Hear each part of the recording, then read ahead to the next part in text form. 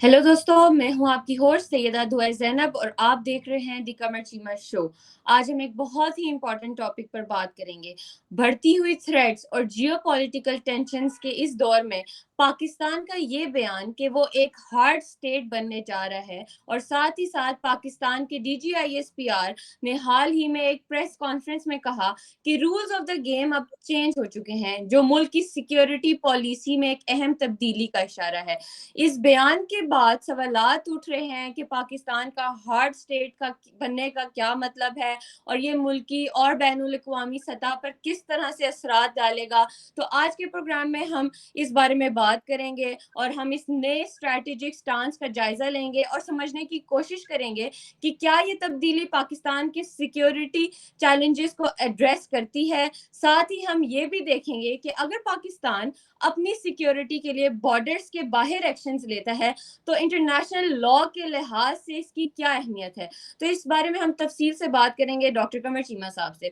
तो जी डॉक्टर साहब, पाकिस्तान का ये बयान के वो एक हार्ड स्टेट बनने जा रहा है, तो आप इस क्या समझते हैं कि पाकिस्तान के बयान से क्या मुराद है?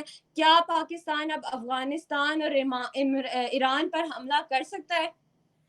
देखिए दुआ ये बड़ा ट्रिकी सब्जेक्ट है। हार्ड स्टेट का जो सब्जेक्ट है, इसमें आप देखें कि फॉर एग्जांपल हार्ड स्टेट जो है वो क्या हम जो है वो एक मिलिटराइज स्टेट बनने जा रहे हैं, हम एक सेंट्रलाइज्ड कंट्रोल करने जा रहे हैं, या हम एक वो जिसे कहते हैं ना अथॉरिटेरियन स्टेट बनने जा रहे हैं। इसके डिफरेंट किस्म के एंगल हैं। मुझे लगता ये है कि पाकिस्तान ये जो हार्ड स्टेट की बात कर रहा है, इसके एक कंपोनेंट तो ये है कि इंटरनल गवर्नेंस के मुल्क के अंदर जो इंटरनल गवर्नेंस है, लेकिन दूसरा जो पॉइंट है ना वो है regarding Afghanistan and to some extent Iran.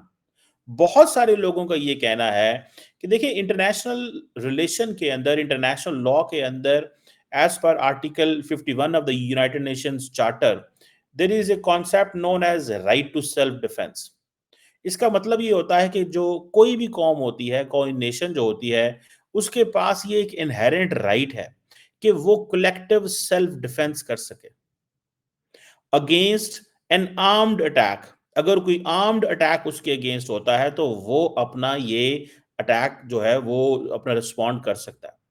और इसमें नेसेसरी जो स्टेट है जो अपनी फोर्स इस्तेमाल कर सकती है, एग्रेशन कर सकती है, इससे पहले के यूएन सिक्योरिटी काउंसिल इंटरवीन करे to maintain international peace. So this is the first thing. सो मुझे लगता है कि पाकिस्तान अफगानिस्तान के अंदर राइट टू सेल्फ डिफेंस को एक्सरसाइज करेगा, पहली बात। दूसरी बात, आपको याद है कि पाकिस्तान को जो F-16 दिए गए हैं, वो F-16 इसीलिए दिए गए हैं ताकि पाकिस्तान जो है वो काउंटर टेररिज्म पर्पसेस के लिए इस्तेमाल कर सके। तो अगर अमेरिका पाकिस्तान के वो जो F-16 है उनको काउंटर टेररिज्म के पर्पसेस के लिए इस्तेमाल करवाना चाहता है और ये कहता है कि उनके खिलाफ इस्तेमाल कर सकते हैं जो दहशतगर्द जमातें हैं, एंड अफगानिस्तान उसको वहां पे हैं, दहशतगर्द मौजूद हैं, तो इस चीज को समझिएगा कि ये एक पॉसिबिलिटी मौजूद है कि पाकिस्तान अब अफगानिस्तान के अंदर हमला करेगा। पहले ड्रोन स्ट्राइक की या मिसाइल स्ट्राइक की या एयरफोर्स का इस्तेमाल किया, लेकिन अब मुझे लगता है कि अब things are going to be very very different. और इसी तरह ईरान की भी बात की जा रही है। आपको याद है कि पिछले साल ईरान हमारा नेबरिंग कंट्री है, हमारा मुसलमान दोस्त है, बड़ा अच्छा ताल्लुक है, लेकिन ईरान और पाकिस्तान के दरमियान एक मिसट्रस्ट है जो कि बॉर्डरिंग एरियाज पे। आपको पता है बलूचिस्तान जिस तरह पाकिस्तान में, इस तरह ईरान के अंदर भी है, और वहां पे भी ईरान भी पाकिस्तान पे इल्जाम लगाता है, पाकिस्तान भी ईरान पे इल्जाम लगाता है।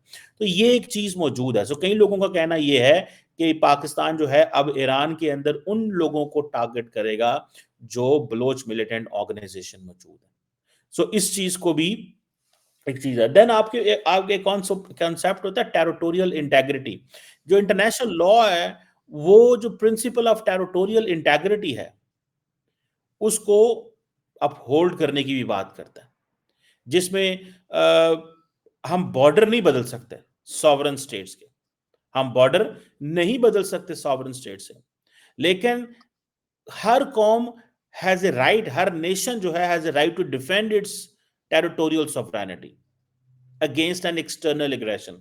हम क्या कहते हैं? हम ये कह रहे हैं कि पाकिस्तान जो है उसके ऊपर हमला हो रहा है फ्रॉम अफगानिस्तान। अफगानिस्तान ने हाइड आउट्स दी हुई हैं, ठीक है जी, इन दहशतगर्द जमातों को, एंड इन सम केसेस अगर ईरान की भी पाकिस्तान बात करता है, लेकिन क्योंकि ईरान से हमारे अच्छे ताल्लुकात हैं, तो जारी बात है ईरान के साथ पहले confidence building measures, so on and so fourth, intelligence sharing, बहुत सारी और चीजें होंगी। लेकिन ये जो टेरिटोरियल इंटेग्रिटी है, जो इंटरनेशनल लॉ के अंदर है, अब हमारी जो टेरिटरी है, क्या उसकी इंटेग्रिटी रह गई? कोई इंटेग्रिटी नहीं रह गई। जब दिल करता है वो 2600 किलोमीटर लंबी जो लाइन है उसको जो है उसकी वायलेट कर दिया जाता है। सो हमें अपनी जो सॉवरेनिटी हमारी वायलेट हो रही है। और ये एक्सटर्नल एग्रेशन किस तरह हो रहा है? ये एक्सटर्नल एग्रेशन हो रहा है इन अ सेंस कि where a country is allowing terrorist organisations to operate in another country, और इवन के इन सम केसेस उस मुल्क के जो लोग हैं वो सारी बातें इन्वॉल्व हैं उस हमलों के अंदर। तो ये चीज जो है ये है। फिर एक आपको पता है एक चीज होती है डिप्लोमेटिक प्रोटेक्शन के नाम का भी एक होता है कि जी एक स्टेट जो है वो डिप्लोमेटिक प्रोटेक्शन ले सकती है बाय टेकिंग डिप्लोमेटिक और legal action against another state. वो जिसे कहते हैं ना, अगर उन लोगों को, अगर उन उस स्टेट के लोगों ने कुछ ऐसे राइट्स को वायलेट किया, ठीक है जी। लेकिन ये भी एक एक चीज तो है, हम इकोनॉमिक और ये चीजें कर सकते हैं, लेकिन बड़ा लंबा टाइम लगेगा। So the thing which is important that is कि आपने राइट टू सेल्फ डिफेंस को देखना है, आपने टेरिटोरियल इंटेग्रिटी को देखना है, और यही इंटरनेशनल रिलेशंस में जिसकी वैल्यू है। इसमें अगर आप देखें दूसरे जो कॉन्सेप्ट हैं, अपील करें जी इंटरनेशनल कम्युनिटी को, कोई इंटरनेशनल कम्युनिटी अपील नहीं करती, ठीक है जी।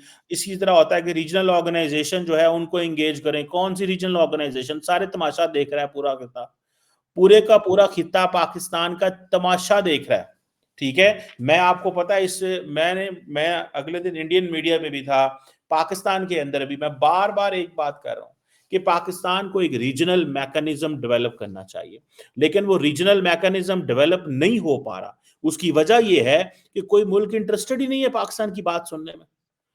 हर मुल्क ये कहता है जरूरत ही कोई नहीं है, हर मुल्क ये कहता है जरूरत ही कोई नहीं है, ये खुद ही देखेंगे। तो हमें जब खुद देखना है तो फिर जो हमसे हुआ वो करेंगे। सो फिर under the right to self defence and under the idea of territorial integrity in international law, हम जहां जहां हमला कर सकते हुए, जहां हमें थ्रेट नजर आया, हम उस थ्रेट को वहां से निकलने से पहले से खत्म कर दें। जैसे अभी इराक के अंदर अमेरिकी सदर डोनाल्ड ट्रंप ने अलाउ किया है, मेरा ख्याल है ये है हार्ड स्टेट। हार्ड स्टेट की ये डेफिनेशन है, ठीक है ना जनाब। सो अब फॉर एग्जांपल देखिए एक और कॉन्सेप्ट होता है इंटरनेशनल लॉ में, रिस्पॉन्सिबिलिटी टू प्रोटेक्ट R2P। ये बेसिकली जो थे कोफी अनान उस वक्त यूएन जनरल सेक्रेटरी हुआ करते थे, और जॉर्ज डब्ल्यू बुश जो है उन्होंने R2P का जो आइडिया है इसको इन्वोक किया था in certain cases in Africa, I think in Libya के अंदर और इराक के अंदर भी, if I am not wrong, कि जी रिस्पॉन्सिबिलिटी टू प्रोटेक्ट, कि जी अगर किसी मुल्क के अंदर जेनोसाइड हो रहा है, क्राइम्स अगेंस्ट ह्यूमैनिटी हो रहे हैं, देखें ये सारे के सारे जो तरीकाकार है ना आप अप्लाई कर सकते हैं अगर आप इकोनॉमिकली तगड़े हैं और मिलिटरली तगड़े हैं। मुझे लगता है कि अगर अमेरिका हमारी मदद करेगा, दुनिया हमारी मदद करेगी, अगर हम प्योरली मिलिट्री टारगेट यानी कि दहशतगर्द जमातों की हाइडआउट्स पे हमला करते हैं। सो हमें अपने इंसानियों को बचाना है, अपने लोगों को बताना है, ठीक है जी। और हमें जिसे कहते हैं ना अपनी कमिटमेंट शो करनी है कि हमें हर तरह ये R2P का जो वो जिसे कहते हैं ना, हमारे यहाँ इसको इतनी इम्प्लीमेंटेशन नहीं होती हमारे केस में, लेकिन still position in international law, ये एक चीज जरूर है। एंड देन फिर एक सबसे इंपॉर्टेंट चीज, the doctrine of hard pursuit. International law के अंदर जो है वो ये जो हॉट परसूट का आइडिया है ये है कि अगर फॉर एग्जांपल समटाइम्स कई दफा होता है कोई बाहर से कोई जहाज आ जाता है, कोई वेसल आ जाती है, उसने आपके लॉज की वायलेशन की है, और इसी तरह तो आप उस पे जो है उसको फॉलो कर सकते हैं, ठीक है जी।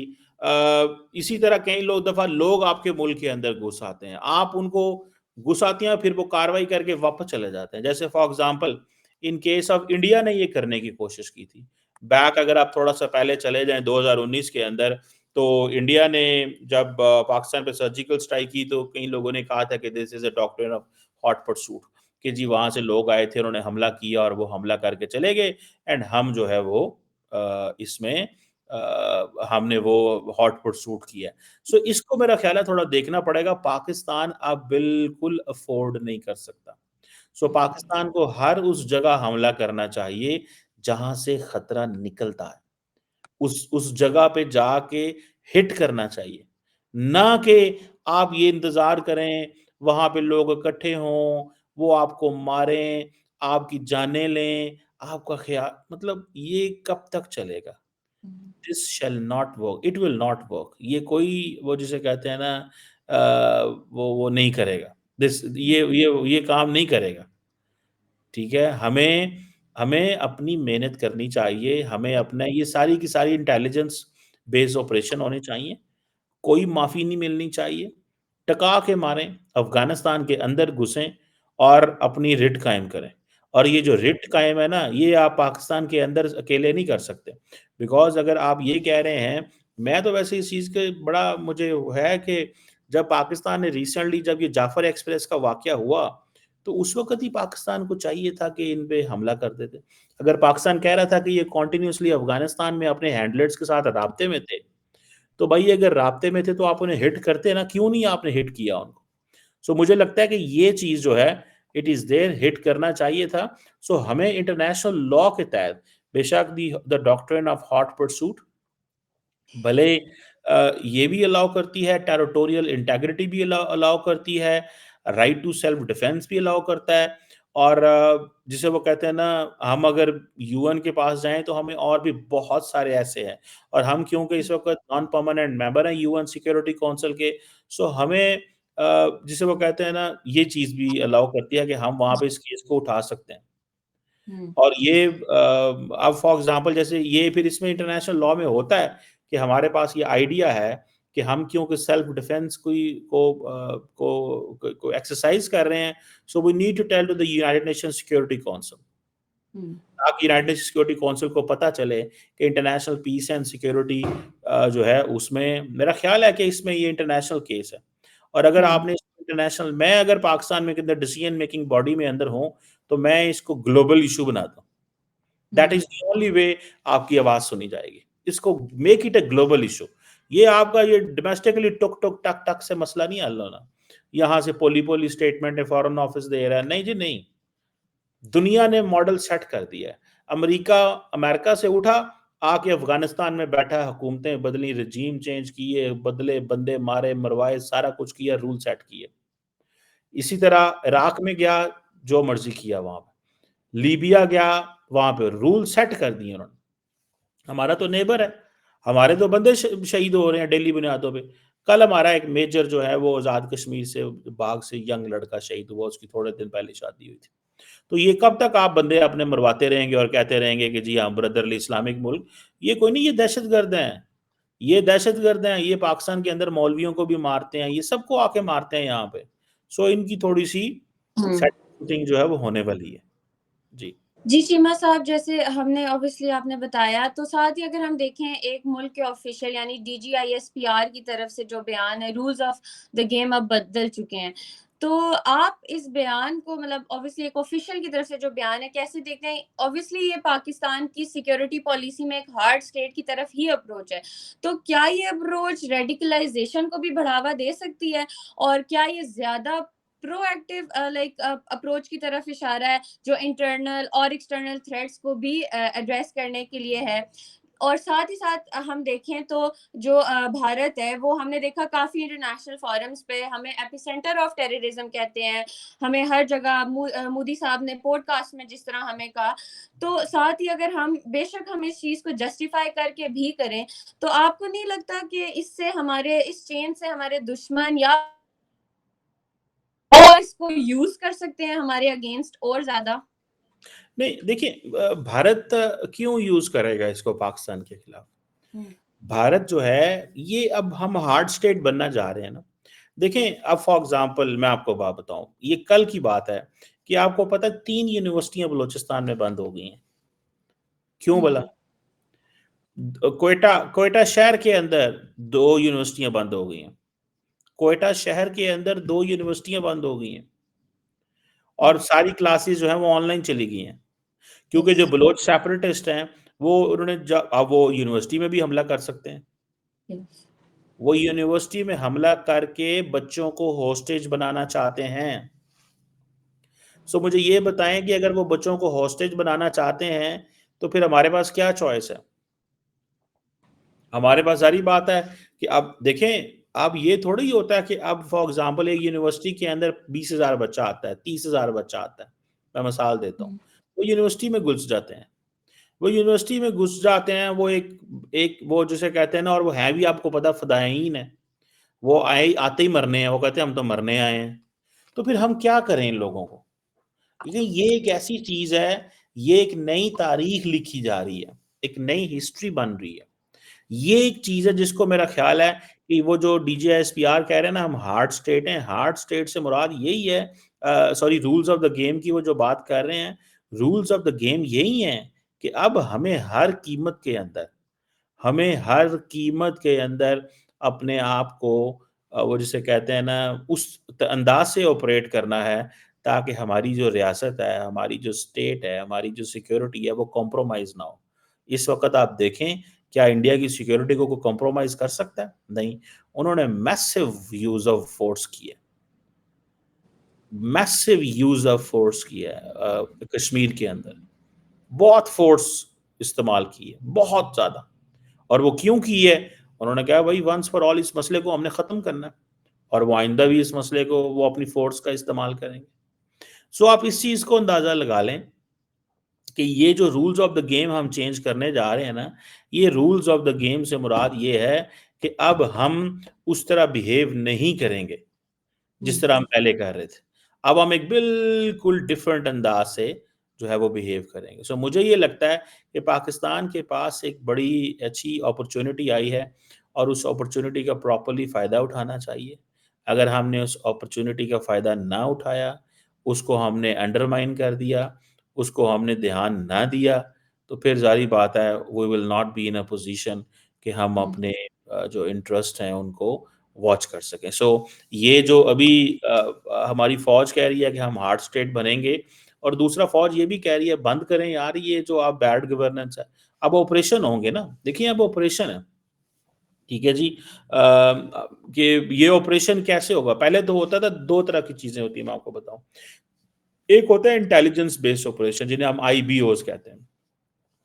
इंटेलिजेंस बेस्ड ऑपरेशन होता है कि जी कॉल आती है, फलां जगह पे दहशतगर्द मौजूद हैं, फलां जगह पे इनकी हाइड आउट्स हैं, ये ट्रैवल कर रहे हैं, ये बारूदी मवाद लेके जा रहे हैं, इस गाड़ी में जा रहे हैं।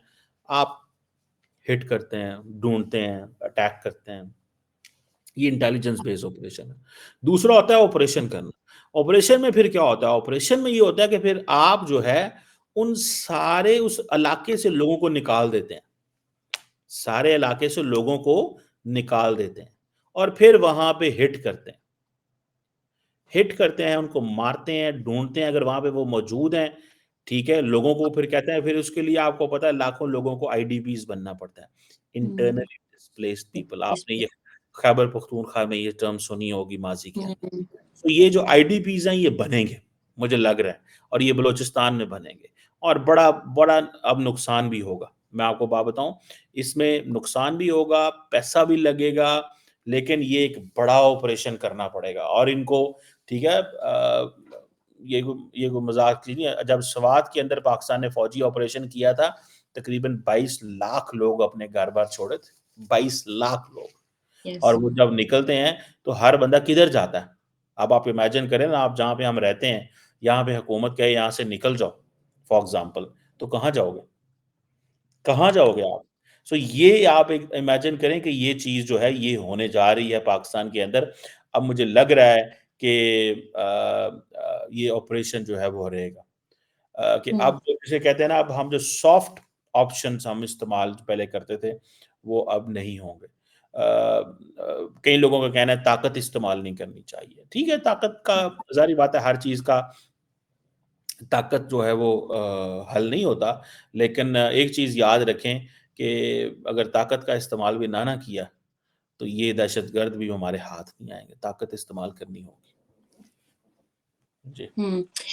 चीमा साहब, अगर हम देखें तो तारीख में अगर जिन मुल्कों ने हार्ड स्टेट का रुख इख्तियार किया ऑब्वियसली इन्हीं टेंशन्स के बाद, तो उनका एंड ऑफ द डे क्या आप बता सकते हैं हमें कि क्या अंजाम हुआ? या पाकिस्तान जो है ऐसी एग्ज़ाम्पल जहाँ पे कंट्रीज़ ने हार्ड स्टेट का स्टांस लिया हो, या तो उससे क्या सबक ले सकता है कि उसके इंटरनेशनल रिलेशंस पर क्या असरात हुए, या एलाइज़ पर क्या फ़र्क पड़ा, या उनके नेबरिंग कंट्रीज़ ने कैसे रिएक्शंस दिए? देखिए, हार्ड स्टेट नॉर्मली जो है वो किसी भी कंट्री की जो आप समझ लें जो प्रॉपर्टीज़ होती हैं, प्रॉपर्टीज़ मीन्स कि वो किस तरह बिहेव करती है।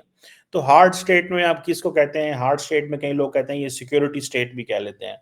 जैसे हुँ, ईरान है, जैसे रशिया है, जैसे सऊदी अरेबिया को हाइब्रिड मॉडल के तहत आप कह लें। सो ये वो मुल्क होते हैं जैसे नॉर्थ कोरिया है, ये सिक्योरिटी स्टेट है, हार्ड स्टेट है, जहाँ पे बड़ी सख्त किस्म की वो बात की जा रही है।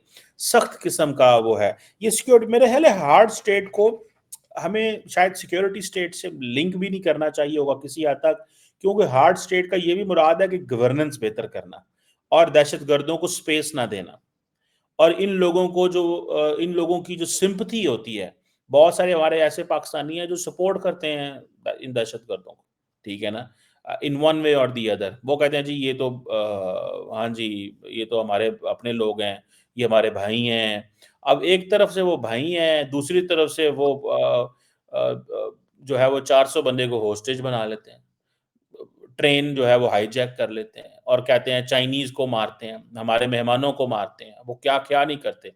तो मेरा ख़्याल है ये जो हार्ड स्टेट दुनिया ने जो हार्ड स्टेट देखी है, वो शायद हम सिक्योरिटी स्टेट के एंगल से इसको देखते हैं। लार्जली हार्ड स्टेट से मुराद ये है कि हम सिक्योरिटी स्टेट तो रहेंगे ही शायद, लेकिन साथ-साथ हमें गवर्नेंस और बहुत सारी और चीज़ों को इम्प्रूव करना होगा, ताकि at the end of the day कि वो जो हमें टारगेट करते हैं, हमारी जो जैसे हमें डी-रेडिकलाइज़ेशन प्लान लेके आने होंगे, मतलब बहुत कुछ ऐसा और करना पड़ेगा। So this is what I find कि there is a possibility and probability of that. ठीक है। बहुत शुक्रिया चीमा साहब। तो दोस्तों, आज हमने देखा कि पाकिस्तान का बयान जो हार्ड स्टेट बनने का और डीजीआईएसपीआर का बयान कि रूल्स ऑफ द गेम अब बदल चुके हैं। साथ ही हमने देखा कि अगर पाकिस्तान जो है क्रॉस बॉर्डर स्ट्राइक्स करता है, तो इंटरनेशनल लॉ के जो कवानीन हैं, उस पे वो कैसे उनको जस्टिफ़ाई कर सकता है। और अब वक़्त ऐसा आ गया है, जैसे हम जाफ़र एक्सप्रेस का देख लें, या जो हमारी यूनिवर्सिटीज़ बंद हो रही हैं क्वेटा में, या फिर जो आए रोज़ हमले हो रहे हैं, कि पाकिस्तान को अब एक ऐसा स्ट्रॉन्ग हार्ड स्टांस लेना पड़ेगा। तो फिर मिलते हैं एक नए टॉपिक के साथ नए एपिसोड में। Take care.